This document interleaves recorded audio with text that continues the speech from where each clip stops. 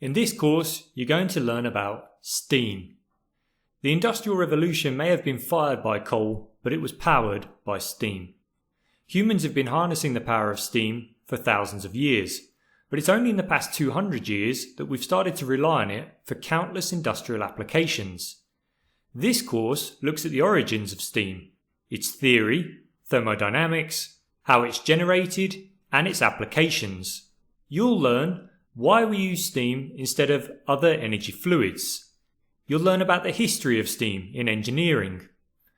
You'll learn some thermodynamic fundamentals, including such topics as latent heat and sensible heat. You'll learn about heat transfer, conduction, convection, and radiation. We'll take a look at combustion theory. You'll learn how to calculate efficiency, and you will know what heat values are for when calculating just how much heat you can get from a fuel when it combusts.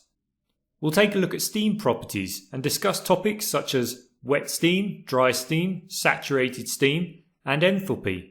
Finally, we'll have a look at some common boiler designs, such as the fire tube boiler, water tube boiler, and electrical boilers.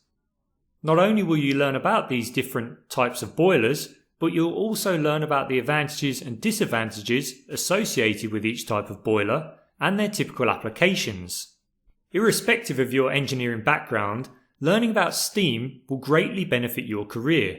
Steam systems are used at almost every industrial facility on the planet, so you can apply everything you learn in this course to real-world situations. The thermodynamic fundamentals that you learn in this course can be used in any engineering industry that relies upon heat transfer at any point in the process, so that is pretty much every engineering system on the planet. My name's John Russell and I'll be your instructor throughout the course. I've got about 17 years experience as an engineer and I've worked in various engineering industries since I was 16 years old. So if you want to learn about steam, boilers or thermodynamics, then this course is definitely for you. Hope to see you on the course.